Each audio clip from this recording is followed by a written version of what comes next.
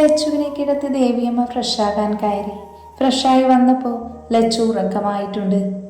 ദേവിയമ്മ അവളെ ഒന്ന് നോക്കിയിട്ട് പുറത്തേക്ക് ഇറങ്ങി. വാതിൽ ചേർത്തടച്ച് ഹാളിലേക്ക് പോയി. അവിടെ എല്ലാവരും ഉണ്ട്. ഓരോ കാര്യങ്ങൾ സംസാരിക്കുവാണ്. ദേവിയമ്മയെ കണ്ട് എല്ലാവരും ഒന്ന് നോക്കി. ലച്ചുമോൾ ഉറങ്ങിയോ? ഉറക്കായി. ദേവിയമ്മ മാധവച്ചൻ്റെ അടുത്തിരുന്നു. കിച്ചു ഇപ്പോൾ വരും, കല്ല് വരാറായിട്ടുണ്ട്. അവർ കൂടെ വന്നിട്ട് നമുക്ക് തുടങ്ങാം. എന്തു വേണമെങ്കിലും ചെയ്തോ, ഇനി അവർ ഇവിടെ വേണ്ട. ഇല്ല, ഉണ്ടാകില്ല. ഞാനൊന്ന് തീരുമാനിച്ചിട്ടുണ്ട്, അതേ നടക്കൂ. എനിക്കൊന്നും പറയാനില്ല. എല്ലാ മക്കളെയും ഞാൻ നന്നായിട്ടാണ് വളർത്തിക്കൊണ്ട് വന്നത്. ഇവളെ മാത്രം എന്താ ഇങ്ങനെ ആയതെന്ന് എനിക്കറിയില്ല. ഞാനെടുക്കുന്ന തീരുമാനം അച്ചാച്ചന് സങ്കടമാകുമോ? ഇല്ല, ഇത്രയൊക്കെ ചെയ്തിട്ട് അവരെ വെറുതെ വിട്ട് ശരിയാകൂല. അഗ്നി വിളിച്ചതുകൊണ്ട് ഓഫീസിൽ നിന്ന് വർക്ക് തീർത്തുകൊണ്ടിരിക്കുവാണ് കിച്ചു. അർജന്റ് ഫയലെല്ലാം പെട്ടെന്ന് തന്നെ നോക്കി തീർത്തു. റിയയെ ക്യാബിനിലേക്ക് വിളിച്ചു. May I come in sir? Yes. Riya അകത്തേക്ക് കയറി വന്നു. റിയ, ഇനി എന്തെങ്കിലും ഇമ്പോർട്ടൻറ്റ് ഫയൽ നോക്കാനുണ്ടോ? ഇല്ല സർ. ഓക്കെ, എന്തെങ്കിലും ഉണ്ടെങ്കിൽ മെസ്സേജ് ഇട്ടാൽ മതി, ഞാൻ ഇറങ്ങുക. Okay sir. ഓക്കെ, ഇനിയുള്ള ഫയലെല്ലാം എൻ്റെ ഡ്രോയിൽ വെച്ച് ലോക്ക് ചെയ്താൽ മതി. ശരി സർ. അവൾ പറഞ്ഞ് പുറത്തേക്ക് പോയി. അവൻ ലാപ്പെടുത്ത് ബാഗിൽ വെച്ച് പുറത്തേക്ക് ഇറങ്ങി. ക്ലാസ് കഴിഞ്ഞ് മൂവരും പുറത്തേക്ക് ഇറങ്ങി. ഡ്രൈവർ വന്നിട്ടുണ്ട്, വാ പോകാം. ഓക്കെ, വന്നിട്ട് ഒത്തിരി നേരം ഇരിക്കില്ല കേട്ടോ, വീട്ടിൽ നേരത്തെ എത്തണം. ലച്ചുവിനെ കണ്ടിട്ട് ഇറങ്ങിക്കോ. അവരെല്ലാം കാറിൽ കയറി വീട്ടിലേക്ക് തിരിച്ചു. കിച്ചു കാർ നിർത്തി അകത്തേക്ക് കയറി വന്നു. ഹാളിൽ എല്ലാവരും ഉണ്ട്. അവരെ നോക്കിക്കൊണ്ടവൻ അഗ്നിയുടെ അടുത്ത് ചെന്ന് നിന്നു. ആ കിച്ചു, നീ ഒന്ന് ഫ്രഷായിട്ട് വാ, എന്നിട്ട് ബാക്കി നോക്കാം. ഓക്കെ. അവൻ വേഗം മുറിയിലേക്ക് പോയി. അപ്പോഴേക്കും കല്ലു വന്നു. കൂടെ അമ്മൂമായും ഉണ്ട്. അവൻ അകത്തേക്ക് വന്നപ്പോൾ എല്ലാവരും ഹാളിലുണ്ട്. ഇതെന്താ ഇവിടെ ചർച്ച? പെട്ടെന്ന് കല്ലുവിൻ്റെ സൗണ്ട് കേട്ട് എല്ലാവരും അങ്ങോട്ട് നോക്കി. അമ്മുവും ആയും ഉണ്ടോ? ഞങ്ങൾ ലച്ചു വന്നറിഞ്ഞ് കണ്ടിട്ട് പോകാമെന്ന് വിചാരിച്ചു. അതിനെന്താ, ഇരിക്ക്, ചായ കുടിക്കാം. ലച്ചു ഉറക്ക? ആണോ? എന്ന് ഞാൻ ലച്ചുവിനെ വിളിച്ചിട്ട് വരാം. വേണ്ട, ലച്ചു ക്ഷീണം കൊണ്ട് ഉറങ്ങുക. അതിനെന്താ, നിങ്ങൾ രാവിലെ വന്നേയല്ലേ? അത് കല്ലു ഏട്ടാ, ഇപ്പോൾ ഇവിടെ ഇരിക്ക്, അമ്മ ചായ തരും, അത് കുടിക്ക്, ബാക്കി പിന്നെ. അഗ്നിയെ പേടിയായതുകൊണ്ട് അവൾ അനുസരണമുള്ള കുട്ടിയായി സോഫയിലിരുന്നു. അവൾക്ക് പുറകെ മായും അമ്പുവും ഇരുന്നു. ദേവിയമ്മയും സുജാമയും അടുക്കളയിലേക്ക് പോയി. അപ്പോഴേക്കും കിച്ചു ഫ്രഷായി വന്നു. ഏട്ടാ, എല്ലാവരും ഉണ്ടല്ലോ. ലച്ചുവിനെ കാണാൻ. അവൻ അഗ്നിയുടെ അടുത്തിരുന്നു. അമ്മമാർ ചായയായി വന്നു. എല്ലാവരും ചായ കുടിച്ചു. കല്ലു എല്ലാവരെയും നോക്കുവാണ്. ആർക്കും സന്തോഷമൊന്നും. മുഖമെല്ലാം മങ്ങിയിരിക്കുന്നു. എന്താണാവോ പറ്റിയേ? അവൾ എല്ലാവരെയും നോക്കിക്കൊണ്ട് ആലോചിച്ചു. അഗ്നി, തുടങ്ങിയാലോ? കല്ലുവുമായും അമ്മുവും ഒന്നും മനസ്സിലാവാതെ പരസ്പരം നോക്കി. ശ്രേയ, അഗ്നി അലറി വിളിച്ചു. പിള്ളേരത് കേട്ട് ഇരുന്നിടത്തുനിന്ന് എഴുന്നേറ്റു നിന്നു. അഗ്നിയുടെ വിളി കേട്ട് മുറിയിലിരുന്ന ലളിതയും രവിയും പ്രിയയും പുറത്തേക്ക് ഇറങ്ങി വന്നു. ശ്രേയ പേടിച്ച് മുറിയിൽ നിന്ന് പുറത്തേക്ക് ഇറങ്ങിയില്ല. അവൻ വിളിച്ചിട്ടും പുറത്തേക്ക് വരാത്തത് കണ്ട് കിച്ചു അഗ്നിയെ ഒന്ന് നോക്കി.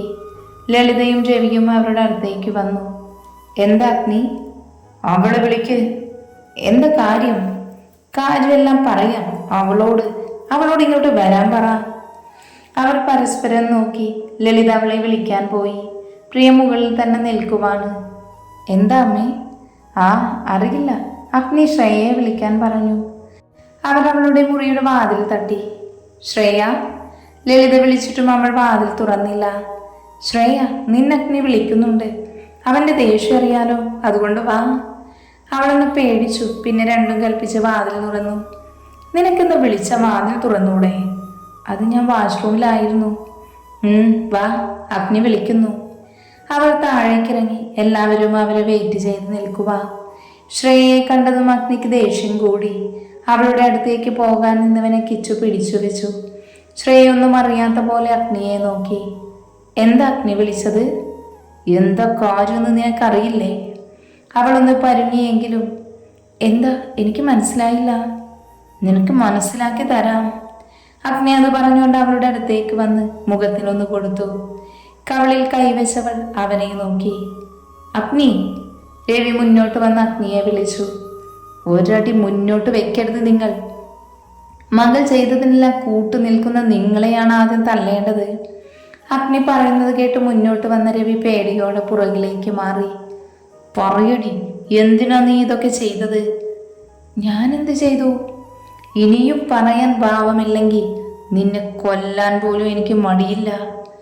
അവളൊന്ന് പേടിച്ചു. എങ്കിലും എല്ലാവരും ഉള്ളതുകൊണ്ട് അവളൊന്നും ചെയ്യില്ല എന്ന് വിശ്വസിച്ചു. ഞാനൊന്നും ചെയ്തിട്ടില്ല. പൊന്ന മോളെ, നീ ഒന്നും ചെയ്തില്ല അല്ലേ? എന്തിനാടി നീ ലക്ഷ്മിയെ കൊല്ലാൻ ശ്രമിച്ചത്? അത് കേട്ടതും കല്ലുവും ഫ്രണ്ട്സും രവിയും കുടുംബവും ഞെട്ടി. എന്താടി, നിനക്കൊന്നും പറയാനില്ലേ? അവളൊന്ന് പരുങ്ങിക്കളിച്ചു. ഞാൻ വന്നതുകൊണ്ടല്ലേ ലക്ഷ്മി രക്ഷപ്പെട്ടത്, ഇല്ലെങ്കിലോ നീ കൊല്ലുമായിരുന്നല്ലോ. അതെ, അവളെ ഞാൻ കൊല്ലും. എൻ്റെ സ്ഥാനത്താണ് അവളിരിക്കുന്നേ. ഞാനല്ലേ അഗ്നിയെ സ്നേഹിച്ചത്, അവളല്ല. നിനക്കെന്നോട് സ്നേഹമാണെന്ന് അപ്പോൾ നിന്റെ ബാംഗ്ലൂരിലുള്ള ബോയ് ഫ്രണ്ടോ? അതും സ്നേഹമായിരിക്കുമല്ലേ? അവനൊരു പുച്ഛത്തോടെ അവളോട് ചോദിച്ചു. അവളൊന്ന് ഞെട്ടിയെങ്കിലും പുറത്ത് കാണിച്ചില്ല. നിനക്ക് ഈ സ്വത്താണ് ആവശ്യം, അതിനുവേണ്ടി നീ സ്നേഹമെന്നൊന്നും പറയല്ലേ. അഗ്നി, ബാക്കി കാര്യങ്ങളിലേക്ക് കടക്കാം. ലക്ഷ്മിയുടെ ആക്സിഡന്റ് ഉണ്ടായത് എങ്ങനെയാ? രവി ഒന്ന് ഞെട്ടിപ്പോയി. ഇതും അവൻ അറിഞ്ഞു എന്ന് അയാൾക്ക് മനസ്സിലായി. അതും ഞാൻ പറയാം. നീയും നിന്റെ തന്തയും കൂടെ പ്ലാൻ ചെയ്ത് നടത്തി. അതിലൊന്നും സംഭവിക്കാത്തത് കൊണ്ട് ആരും കാണാതെ ശ്വാസം മുട്ടിച്ച് കൊല്ലാൻ നോക്കി. എല്ലാവരും അവരെ തന്നെ നോക്കി. ലളിത പേടിയോടെ എല്ലാവരെയും നോക്കി നിന്നു. കിച്ചു അവരെ വിളിക്ക്, ബാക്കി എന്നിട്ട്. അഗ്നി കിച്ചുവിനോട് പറഞ്ഞുകൊണ്ട് എല്ലാവരെയും നോക്കി. അച്ചാച്ച, എൻ്റെ തീരുമാനം എന്തായാലും കുഴപ്പമില്ലല്ലോ? ഇല്ല, എന്തു വേണമെങ്കിലും നിനക്ക് തീരുമാനിക്കാം. ലളിത അച്ഛനെ പേടിയോടെ നോക്കി. ഇനി നിങ്ങൾ ഇവിടെ വേണ്ട. ശ്രേയയും രവിയെയും കൊണ്ടുപോകാൻ ആള് വരും. അതുകൊണ്ട് ലളിതയും മോളും ഇറങ്ങിക്കോ. ഇനി വീട്ടിൽ കാല് കുത്താൻ അനുവാദമില്ല, കേട്ടല്ലോ? അഗ്നി പറഞ്ഞു നിർത്തിയതും ലളിത കരച്ചിൽ തുടങ്ങി. അച്ഛ, ഏട്ടാ, എന്നെ പറഞ്ഞു വിടല്ലേ. അവരൊന്നും ലളിതയെ മൈൻഡ് ചെയ്തില്ല. അഗ്നി പറഞ്ഞതല്ലാതെ ഞങ്ങൾക്കൊന്നും പറയാനില്ല. നിന്റെ കെട്ടിയോനും മോളും കാരണം ലച്ചുമോൾക്ക് എന്തെങ്കിലും സംഭവിച്ചിരുന്നെങ്കിലോ? ഇന്ന് അഗ്നി കണ്ടതുകൊണ്ടാണ് രക്ഷപ്പെട്ടത്. അന്ന് ആക്സിഡന്റ് നടന്നപ്പോൾ മോളെ നഷ്ടമായ നിന്നെ ഞാൻ ബാക്കി വെക്കില്ലായിരുന്നു. അച്ചാച്ചൻ ദേഷ്യത്തോടെ പറഞ്ഞു നിർത്തിയതും ഇനിയും ഒന്നും പറഞ്ഞിട്ട് കാര്യമില്ല എന്ന് ലളിതയ്ക്ക് മനസ്സിലായി. ശ്രേയയും രവിയും പേടിയോടെ നിൽക്കുവാണ്. എങ്ങോട്ട് കൊണ്ടുപോകാനാണ് ഇവർ പറഞ്ഞത്? ആരാണ് വരുന്നതെന്നും അറിയാത്തത് കൊണ്ട് നല്ല ടെൻഷനുണ്ട് അവർക്ക്. പുറത്തൊരു വണ്ടി വന്ന് സൗണ്ട് കേട്ട് കിച്ചു പുറത്തേക്ക് പോയി. ആരാണ് പുറത്ത് വന്നത് എന്നറിയാതെ അവർക്ക് നല്ല ടെൻഷനുണ്ട്. കിച്ചുവിൻ്റെ കൂടെ അകത്തേക്ക് കയറി വന്ന ആളുകളെ കണ്ട് എല്ലാവരും ഒന്ന് ഞെട്ടി. അഗ്നിദേവ്, ആരൊക്കെയാണ് പ്രതികൾ? ACP ഡേവിഡ് എബ്രഹാം അഗ്നിയോട് ചോദിച്ചുകൊണ്ട് എല്ലാവരെയും ഒന്ന് നോക്കി. സർ, ഇവരാണ് രവി, മകൾ ശ്രേയ. കൊട്ടേഷനായിരുന്നു, കൊന്നുകളയാനായിരുന്നു പ്ലാന്. പക്ഷേ രക്ഷപ്പെട്ടു.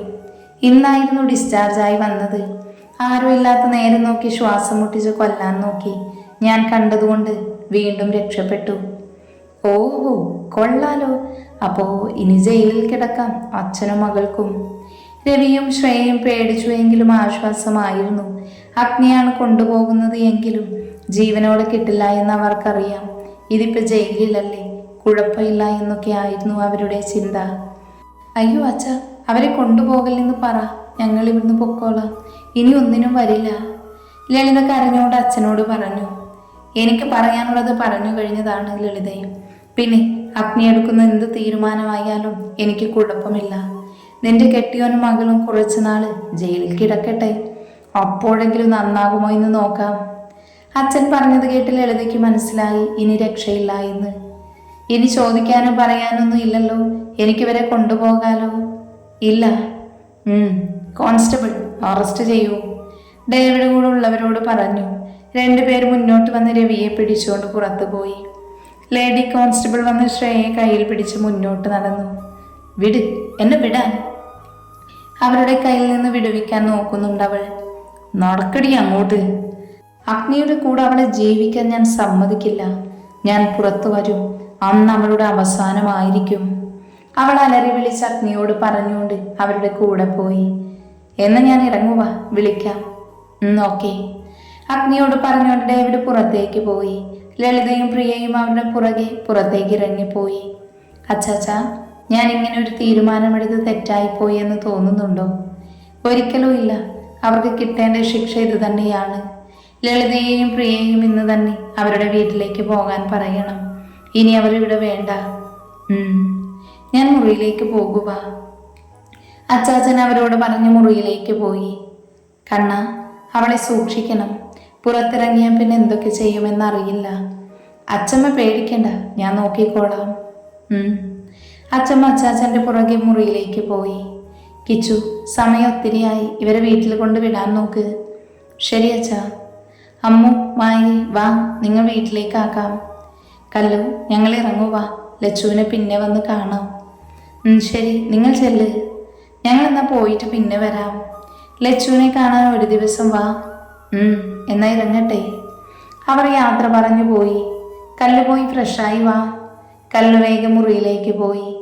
അഗ്നി പോയി ഫ്രഷായി കുറച്ച് സമയം കിടക്ക്. അമ്മേ, ലക്ഷ്മി എഴുന്നേറ്റില്ലല്ലോ? ഇല്ല, ഞാനൊന്ന് പോയി നോക്കട്ടെ. ഞാനും വരാം. ദേവി അമ്മയുടെ പുറകെ സുജാമയും ലച്ചുവിനെ നോക്കാൻ പോയി.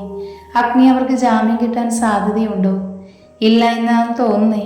ഞാൻ എന്തായാലും അന്വേഷിക്കാം. ലളിതയും മോളും വരുന്നുണ്ട്. പെട്ടെന്ന് മുന്നോട്ട് നോക്കിയ ഇന്ദ്രച്ചൻ അവരോട് പറഞ്ഞു. അഗ്നി അവരെ നോക്കി ലളിത കരഞ്ഞുകൊണ്ടാണ് വരുന്നേ. പ്രിയയുടെ മുഖം വാടിയിരിക്കുന്നുണ്ട്.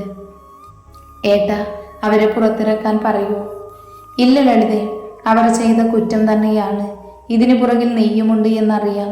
അവരോട് പറഞ്ഞ് നിന്നെയും കൂടെ വിടേണ്ടതാണ്. അയ്യോ ഏട്ടാ, ഇനി ഞങ്ങളൊന്നിനും വരില്ല. അവരെ ഒന്ന് പുറത്തിറക്കിത്താ. ഞങ്ങൾ എങ്ങോട്ടെങ്കിലും പൊയ്ക്കോളാം. പുറത്തിറങ്ങിയ പിന്നെയും ലച്ചുവിനെ കൊല്ലുമെന്ന് വിളിച്ചു പറഞ്ഞിട്ടല്ലേ നിന്റെ മകൾ ഇവിടെ നിന്ന് പോയത്? ഏട്ടാ, അവരൊന്നും ചെയ്യാതെ ഞാൻ നോക്കിക്കോളാം. എനിക്ക് കൂടുതലൊന്നും പറയാനില്ല.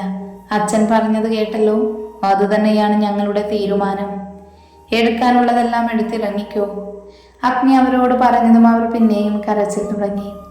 ഏട്ടാ, ഞങ്ങൾ പറഞ്ഞു വിടല്ലേ. പോകാൻ നോക്കി ലളിതേ. പിന്നെയും അവിടെ നിന്ന് കാര്യമില്ല എന്ന് മനസ്സിലാക്കി ലളിതയും പ്രിയയും മുറിയിലേക്ക് പോയി. അവർ പോകുന്നത് നോക്കി നിന്നു. അഗ്നി, ചെല്ല്, പോയി ഫ്രഷാക്. അവൻ മുറിയിലേക്ക് പോയി. ദേവിയമ്മ മുറിയിൽ വരുമ്പോൾ ലച്ചു ഉറക്കത്തിലാണ്. ലച്ചു, അവളുടെ കയ്യിൽ തട്ടിക്കൊണ്ട് വിളിച്ചു. ലച്ചു. കണ്ണ് തുറക്കാത്തത് കണ്ട് ഒന്നുകൂടെ വിളിച്ചു. അവൾ പതിയെ കണ്ണ് ചിമ്മി തുറന്നു. മുന്നിൽ നിൽക്കുന്ന അമ്മയെ കണ്ട് അവൾ പതിയെ എഴുന്നേൽക്കാൻ ശ്രമിച്ചു. ദേവിയമ്മ അവളുടെ കയ്യിൽ പിടിച്ചെഴുന്നേൽപ്പിച്ചു. ഞാൻ ഒത്തിരി സമയം ഉറങ്ങിയോ? ഇല്ല, കുറച്ചേ ആയുള്ളൂ. മോൾക്ക് ഫ്രഷാകണ്ടേ? വാ, മുറിയിലേക്ക് പോകാം. കല്ലു വന്നിട്ടുണ്ട്. ആണോ? അവളിപ്പോൾ ഫ്രഷായി വരും. വാ, ഞാൻ ഹെൽപ്പ് ചെയ്യാം ഫ്രഷാകാൻ. വേണ്ടമ്മേ, ഞാനിപ്പോൾ ഓക്കെയാണ്. അയ്യോ, എന്നാലും മോളെ ഒറ്റയ്ക്ക്. കുഴപ്പമില്ല അമ്മേ, തലയിൽ ഞാൻ നനക്കില്ല. ശ്രദ്ധിക്കണം. വേണമെങ്കിൽ കല്ലൂനെ വിളിച്ചോ? വേണ്ട, ഞാൻ ഒറ്റയ്ക്ക് മതി. എന്ന് ചെല്ല്, ഞാൻ കൂടെ വരണോ മുറി വരെ? വേണ്ടമ്മേ, ക്ഷീണമൊക്കെ മാറി. ചെല്ല്, പോയി ഫ്രഷായി വാ. ലച്ചു മുറിയിൽ നിന്ന് പുറത്തേക്ക് വന്നു. ഹാളിൽ ആരെയും കണ്ടില്ല. അവൾ ചുറ്റും നോക്കിയിട്ട് മുകളിലേക്ക് കയറി.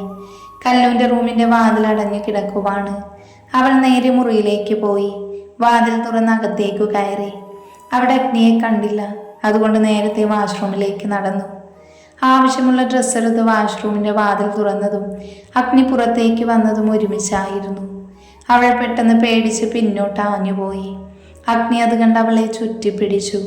അവൾ പേടിച്ച് അവൻ്റെ നെഞ്ചിൽ ചാരി നിന്നു. അവളുടെ കൈയുടെ മുറുക്കത്തിൽ നിന്ന് അവൾ ഒത്തിരി പേടിച്ചു എന്ന് അവന് മനസ്സിലായി. അവളെ അടർത്തി മാറ്റാതെ അവൻ ചേർത്ത് പിടിച്ചു നിന്നു.